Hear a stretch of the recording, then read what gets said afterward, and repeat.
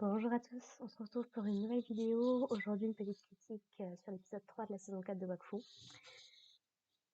Alors, pour commencer, j'ai de moins en moins confiance dans la grande déesse Eliatra. Plus on avance dans les épisodes, plus j'ai une angoisse dans la poitrine qui ne veut pas s'en aller à mesure que je vois ce qu'elle est capable de faire, ce qu'elle fait, et la façon dont elle influence les héliotropes autour d'elle. Par quoi commencer? Donc, la déesse Héliatrope a les enfants qui étaient sur Emrub dans sa chevelure. Quand les Héliatropes décident d'aller un peu partout dans le monde grâce au portail de la grande déesse, ils prennent un de ses cheveux et ça booste leurs compétences. Que ce soit la vision de Wakfu que Yugo avait développée en saison 1 avec Adamai, que ce soit les portails, bref, toutes leurs compétences sont décuplées.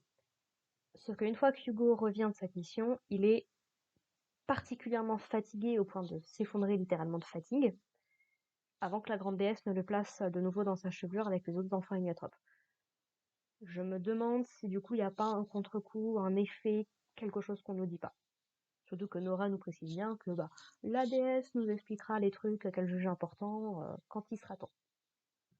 Ok, ça me paraît méga suspect. On a également Kilby qui reçoit plus ou moins le même traitement. Bon, Kilby qui se plaint beaucoup que Yugo n'a jamais compris sa malédiction, il y a de nouveau une petite embrouille Yugo Kilby. D'autant que Kilby a fait un petit geste par rapport à Yugo, il allait lui chercher du pain euh, dans un autre endroit. Je me demande d'ailleurs si c'est pas une référence au boulanger. Je sais plus si c'est saison 1 ou saison 2, mais il y avait un petit épisode, comme certains l'avaient dit, effectivement on sent que c'est français. C'est focalisé autant sur le pain. C'est typiquement français. Bref, je me demande si c'est pas une petite référence à ça. On voit un petit peu également ce qu'est capable de faire Nora, qui est effectivement très douée. Donc effectivement, elle a l'air d'être beaucoup plus vieille que Hugo qui a une vingtaine d'années, je crois. Euh, qui nous explique qu'on ne l'a pas croisée jusqu'ici. Alors jusqu'à quel point on peut se fier à ça, c'est difficile à dire, mais elle nous explique que en fait elle n'était pas sur le monde des 12 et qu'elle a passé tout son temps à chercher la grande déesse. Ce qui revient avec ce que nous disait la grande déesse dans l'épisode 2, que c'est Nora qui l'a sauvée. Et donc, par rapport au petit trailer, au petit teaser qu'en tout cas qu'ils avaient sorti, qui nous racontait un peu l'histoire de la grande déesse, c'est donc probablement elle, cette lumière, qui a plus ou moins libéré la grande déesse. Je dis plus ou moins parce que, encore une fois, quand on voit les yeux, donc qui apparemment sont les yeux liés à la grande déesse, moi je trouve qu'ils font quand même vachement maléfiques, vachement chouchou. Ça m'inspire pas bonté, amour et compagnie. Ce qui est intéressant cependant, c'est qu'ils agissent un petit peu comme la tribu des nomades de l'air dans l'univers d'Avatar, le dernier maître de l'air, et Korra. Ce côté, sans être forcément nomades comme les nomades de l'air, en tout cas ils vont un petit peu partout dans le monde pour essayer de régler un petit peu les problèmes. C'est-à-dire qu'on voit notamment Kilby qui va aider par rapport à un feu qui s'est déclenché dans une boulangerie, Nora et Hugo qui vont aider un volcan qui est entré en éruption, notamment Nora qui réussit à sauver des chachas, en tout cas des petits chats, euh, qu'elle arrive à repérer grâce à ses pouvoirs. On la voit également avec Adamai affronter les bandits, donc ils ont l'air de faire des trucs quand même vachement positifs en surface. D'ailleurs, c'est très rigolo parce que le combo Nora Lugo fait une petite référence au fait ils sauvent des gens grâce à leur portail, et on voit que ça les met mal parce qu'on sait dans l'univers de Wakfu, depuis la saison 1, depuis le premier ou le deuxième épisode, je sais plus très bien, mais que les portails héliotropes, quand une autre race y passe, ça les rend mal. Pourquoi pas, c'était plutôt sympathique. Mais ouais, il y a quelque chose qui me plaît pas dans la façon dont la grande déesse le présente. C'est en mode, oui, il n'y aura plus d'injustice, il n'y aura que de la paix, de l'amour, machin, genre. Ça me donne un peu l'impression quand même qu'elle est un peu en mode domination quand même. C'est son peuple et elle qui vont décider de ce qui se passe, et que ça te plaise ou non, c'est la même chose. Et là où c'est dangereux, c'est que c'est bien de faire des choses positives, on va être très honnête, c'est bien. Le problème, c'est quand tu commences à décider que telle ou telle personne ne respecte pas ta loi, et c'est dans ce genre de contexte-là qu'après, on peut virer dans des cas plus extrêmes, sans nommer de contexte particulier, mais vous voyez un peu l'idée, je pense. Sinon, donc, comme je le disais, on a une petite bisbille Hugo Kilby. Hugo Kilby, non mais c'est parce que tu es allé me chercher une brioche que je vais oublier tout ce que t'as failli détruire le monde, t'as fait en sorte que Adama soit possédé par un chouchou. On se souvient d'Anatar qui avait possédé Adamaï, qui disait oui, il a essayé de me tuer, machin, genre. Donc voilà, pas mal d'événements qui référencent la saison 2. Et Kilby qui est en mode non mais ce que tu m'as fait c'est quand même vachement pire, parce que tu m'as quand même informé dans la dimension blanche, où il y est resté pendant, pour ce qu'on en sait, des siècles, voire des millénaires, parce que c'était avant que le peuple Lyathrop disparaisse, c'était juste avant que le peuple Lyathrop disparaisse, ça fait probablement des millénaires. Il lui dit, bah, tu t'es jamais dit que peut-être que si j'étais aussi dérangé, c'est peut-être aussi parce que je suis resté tout seul pendant des millénaires dans un espace sans stimulation, parce qu'il y a l'enfermement et l'isolement d'un côté, mais il y a aussi le fait que comme tout est blanc, il n'y a pas de stimulation réelle, et il y a de quoi devenir complètement timbré en fait quoi.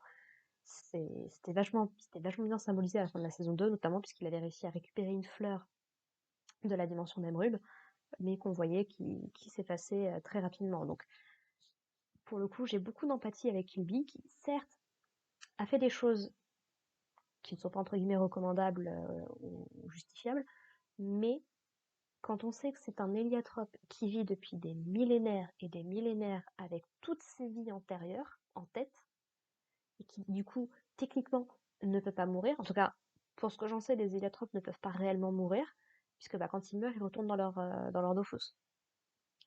Donc bon, et donc du coup il y a Yugo qui dit tu n'avais pas le choix, Yugi qui dit si t'avais totalement le choix mais tu l'as pris, ce qui réappuie bien sur ce qu'Oropo disait et qu'on avait déjà un petit peu vu dans les saisons d'avant, c'est que Yugo pense peut-être faire des bonnes choses, mais il prend des axes, il prend des décisions qui sont quand même lourdes de conséquences et pas forcément que du côté bon quoi. Donc c'est là où il y a des risques pour ce que Yugo potentiellement devienne méchant. Donc en tout cas, qu'il en arrive à faire des choses terribles comme ce qu'a prédit Oropo au début de saison. Donc on verra bien où ça va. D'ailleurs, on a un parallèle très intéressant entre Hugo et Nora, puisque donc Adama il va l'aider pour se débarrasser de quelques bandits, ils font ça sans problème.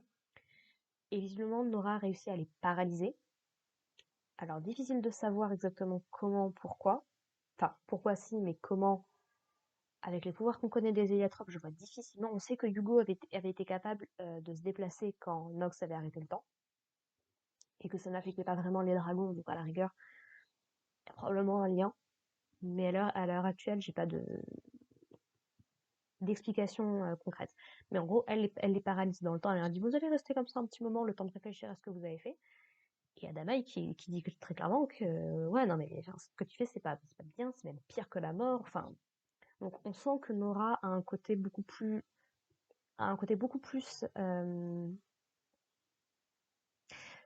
dirais, la différence entre Kilby, Nora et Hugo de son côté, c'est que Kilby et Nora ont conscience qu'ils font pas forcément des trucs bien, mais qui estime que c'est pour un bien plus supérieur. Hugo, lui, prend des décisions, mais estime qu'il ne prend pas de mauvaises décisions.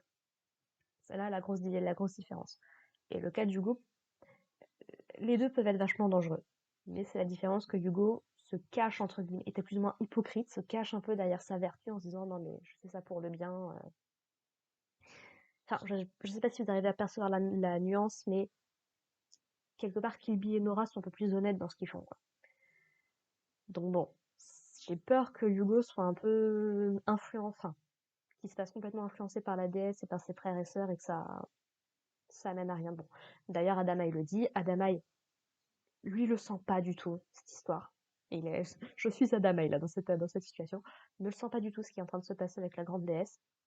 Et, sauf qu'il dit que, bah, il a pris tellement de mauvaises décisions, notamment par rapport à Oropo et la fratrie, à l'époque, des OAV slash saison 3, qu'en fait, il ne se sent plus du tout légitime à prendre des décisions et à être sûr de ce qu'il raconte. Donc, il préfère pour le moment s'éloigner. Donc ça, c'est intéressant. Ça veut dire que Adamaï est au courant qu'il se passe des trucs mauvais et il préfère s'en éloigner pour le moment. Il préfère pas être trop impliqué. Ça veut dire qu'il peut potentiellement ramener des personnages, que ce soit de la confrérie ou de la fratrie, Peut-être, c'est difficile de savoir si on reverra les membres de la fratrie.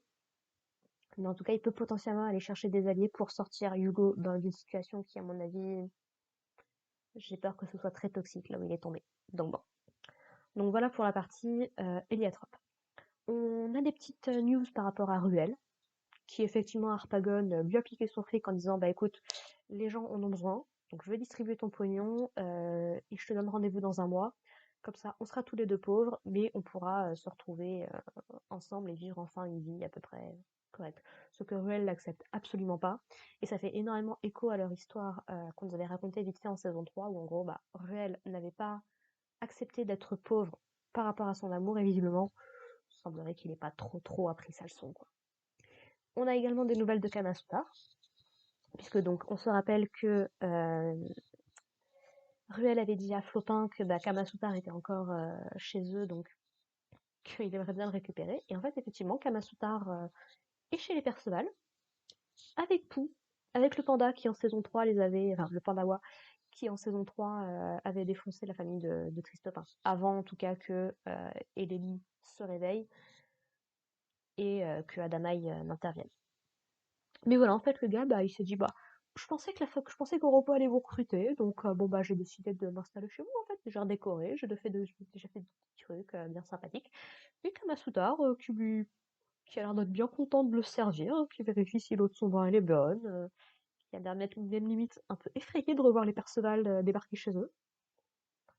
Ok, pourquoi pas, bon. Et du coup, bah, ils font un petit repas. D'ailleurs, maintenant que j'y pense, pas Grugal, mais Coulthard est resté à l'extérieur se reposer. Il prend pas le repas avec eux. Ça me paraît un peu bizarre, mais bon, pourquoi pas. Admettons. Donc voilà, ils sont en mode non mais on va te faire ta fête, mais quand même tu fais des trucs qui sont vachement bien, donc on finit ça et puis il avait fait des petites figurines, un tableau, parce qu'il avait expliqué qu'il était très fan de la famille Perceval et tout. Il propose même de faire une petite statue à l'effigie de Pain, donc écoute, pourquoi pas. Donc voilà, chez Perceval, on est plus sur l'humour, à mon avis, pour faire passer le temps, très sincèrement. Ça apporte, pour le moment en tout cas, ça n'apporte pas grand chose à l'histoire. C'est juste voir un petit peu qu'est-ce qui se passe. On voit également un petit peu Amalia.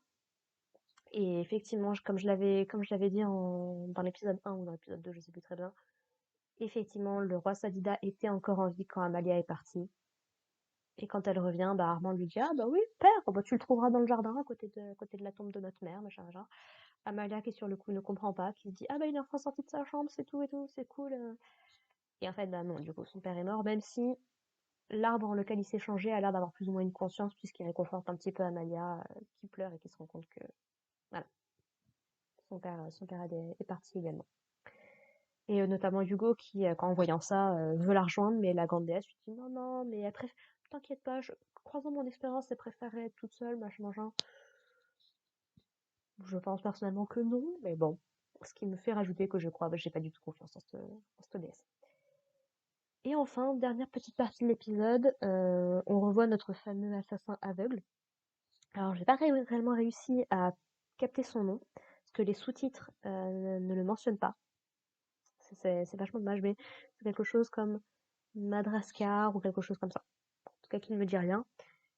Qui va récupérer donc un arc qui a l'air d'être son arme de prédilection en tant qu'assassin, donc ça pointe d'autant plus du côté Kra, ce qui serait vraiment pas déconnant. Et en fait, il va avoir un collectionneur qui travaille dans une espèce de forge avec des cochons, admettons pourquoi pas, et qui essaye de l'arnaquer, qui en est utilisé, qui lui dit oui non mais cet objet ne quittera pas ma collection, et en fait le gars il arrive à le récupérer et il se barre.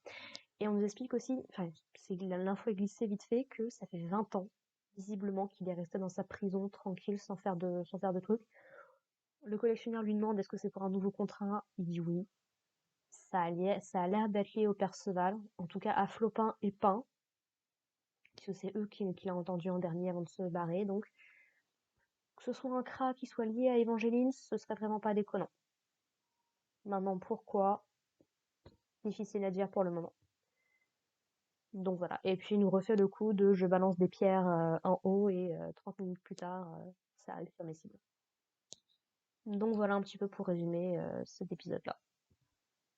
Je dirais que l'épisode se focus beaucoup sur Yugo, sur la grande déesse, sur le côté héliatrope. En fait, le reste, c'est un peu plus accessoire, on va dire. Ça prépare des trucs, mais sans plus.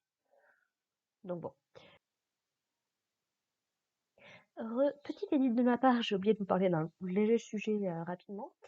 Par rapport à Nora, donc comme dit qu'elle était sur un autre monde, c'est peut-être une référence au jeu dont je vous avais parlé qui concerne son personnage, à l'époque où je crois que c'était les mécasmes qui avaient attaqué le peuple Héliatrope, et au moment où Nora est morte, supposément. Peut-être que son Dofus était là-bas, vu qu'a priori elle était morte avec son frère. Peut-être qu'elle a ressuscité là-bas, je ne sais pas. Mais voilà, petite information, Nora était sur un autre monde. Bon, on en saura peut-être plus. Et autre info que j'ai oublié de mentionner en parlant d'Amalia, c'est qu'effectivement, la femme d'Armand, donc mariage arrangé, mais apparemment ils ont l'air quand même de bien s'entendre, de bien s'aimer, essaye. Alors déjà, on apprend qu'elle peut avoir une forme d'oiseau. Très sympathique, j'aime beaucoup. Je sais pas s'il y a potentiellement une référence au corbeau noir de la saison 1. Pourquoi pas, ça peut être rigolo. C'était pas de la même race, faudrait que je revérifie ça, tiens. Mais alors je ne sais pas du tout, je crois que c'est des Osamodas. C'est partie des races que je connais pas assez bien dans l'univers de Wakfu. Peut-être des Osamodas avec la peau bleue comme ça, je sais plus. Mais en gros voilà, donc elle utilise sa forme d'oiseau pour essayer d'aller voir au niveau des yeux, mais elle n'y arrive pas, elle manque de se faire avoir par des éclairs ou des trucs comme ça, donc bon, impossible d'aller voir ce qui se passe au niveau des yeux. Ce qui du coup, le côté oui, déesse d'amour, de paix, machin et tout, ouais, moyen si tu veux. Et puis surtout, elle explique que bah elle sent qu'il y a les yeux, c'est pas que sur le monde, que sur le royaume Sadida, donc elle veut partir quelques jours pour aller vérifier si bah, de côté de son peuple, de sa famille, est-ce que tout va bien, quoi. Donc Armand séparé de sa femme, positif, négatif, je sais pas, peut-être que ça peut amener une alliance future entre les deux peuples, ou peut-être au contraire que ça peut se retourner contre eux. Je sais pas du tout quoi en penser pour le moment, mais c'est quand même bizarre. Enfin, c'est pas bizarre qu'elle s'inquiète pour son peuple, c'est bizarre qu'on nous le mentionne dans l'histoire, je trouve. On aurait pu juste, au détour d'un dialogue, nous dire ah bah elle est partie. Qu'on nous le montre juste avant le retour d'Amalia, c'est quand même bizarre. Donc bon. Ah bah, et du coup Armand, bah qui forcément le lit mal que Amalia soit revenue comme une fleur alors qu'elle s'était encore barrée pour faire autre chose. Sur ce, bah je vais m'arrêter là, je vais enchaîner avec du coup l'épisode 4. Et puis bah je vous retrouve soit dans une prochaine vidéo pour parler de Wakfu, soit bah vous pouvez toujours aller faire un petit tour sur ce que je fais d'autre sur la chaîne, hein, n'hésitez pas. Voilà, allez, portez-vous bien, bye.